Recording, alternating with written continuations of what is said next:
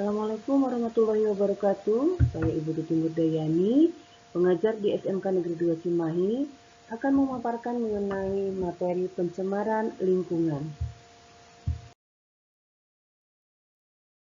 Pernahkah kalian melihat sampah yang berserakan mengeluarkan bau tak sedap di sekitarmu? Kemudian pernahkah kalian mengamati lingkungan di sekitarmu? Mengapa kita perlu menjaga lingkungan? Apa yang dimaksud dengan lingkungan hidup?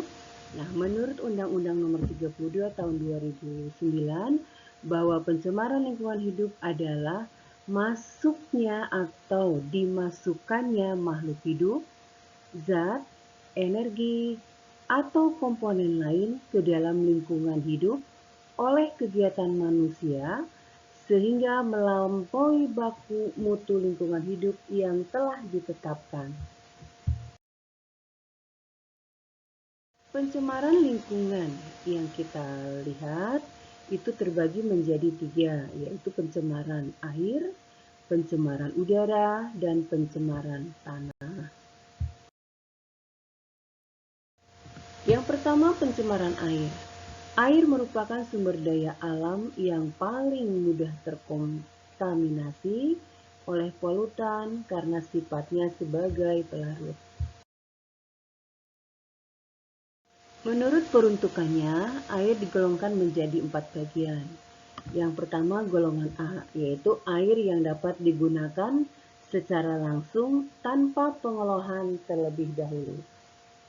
Golongan B, air yang dapat digunakan sebagai air baku air minum.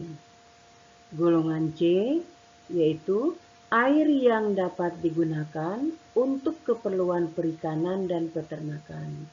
Dan yang terakhir, golongan D, air yang dapat digunakan untuk keperluan pertanian dan dapat dimanfaatkan untuk usaha perkotaan, industri, dan PLTA. Penyebab pencemaran air yang pertama adalah limbah padat. Dapat berupa butiran kasar ataupun halus. Limbah ini menyebabkan kepekatan dan massa air meningkat. Yang kedua, limbah organik. Merupakan limbah yang mudah mengalami pembusukan akibat aktivitas mikroorganisme. Yang ketiga, limbah cair. Meliputi minyak atau sisa aktivitas industri yang sulit terurai. Limbah ini akan menutupi permukaan air. Yang keempat, limbah kimia. Limbah kimia dapat dihasilkan dari industri maupun limbah rumah tangga seperti deterjen dan pestisida. Yang kedua adalah pencemaran udara. Udara yang bersih merupakan dambaan setiap makhluk hidup, terutama manusia. Udara yang bersih minimal mengandung 20% kandungan gas oksida. Penyebab udara tercemar. Yang pertama adalah adanya oksida karbon. Molekul oksida karbon dapat berupa karbon monoksida atau karbon dioksida, yang umumnya dihasilkan dari proses pembakaran. Tingginya kandungan karbon di udara akan menyebabkan beberapa masalah bagi lingkungan hidup, diantaranya efek rumah kaca, yaitu meningkatnya suhu bumi akibat sinar matahari yang masuk terperangkap dan tidak dapat dipantulkan kembali keluar. Yang kedua adalah infeksi saluran pernapasan.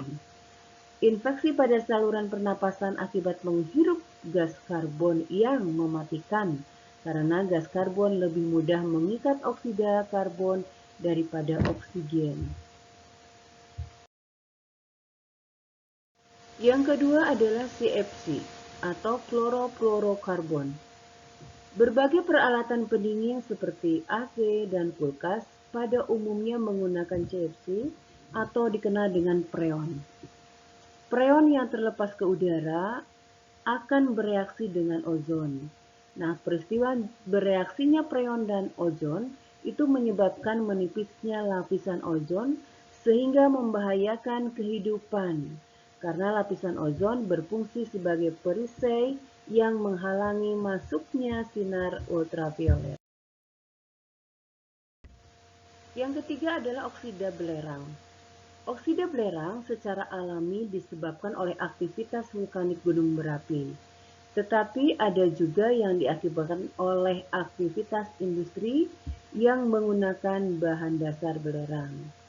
Jika oksida belerang ini terkena air hujan, maka akan menyebabkan turunnya hujan asam yang sangat korosif terhadap benda-benda di permukaan bumi, membahayakan pertanian, dan juga menyebabkan iritasi pada kulit. Yang keempat adalah oksida nitrogen. Terdapat dua senyawa nitrogen, yaitu nitrogen dioksida dan nitrogen oksida. NO2 berwarna kecoklatan serta berbau tajam dan menyengat, sedangkan NO tidak berwarna dan tidak berbau. Dan penyebab udara tercemar yang kelima atau terakhir adalah komponen organik volatil.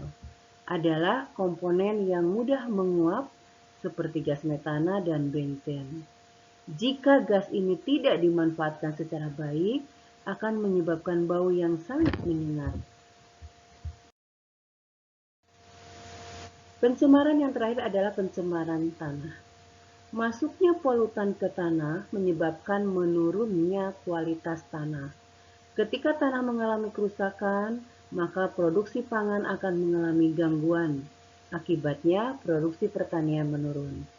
Selain itu, berdampak pula pada pencemaran air tanah. Penyebab pencemaran tanah antara lain limbah padat seperti plastik, kaleng, logam, dan bahan lain yang tidak mudah terurai, dan limbah cair. Hal ini berasal dari limbah rumah tangga dan industri. Demikian pemaparan tentang pencemaran lingkungan. Terima kasih, semoga bermanfaat. Wassalamualaikum warahmatullahi wabarakatuh.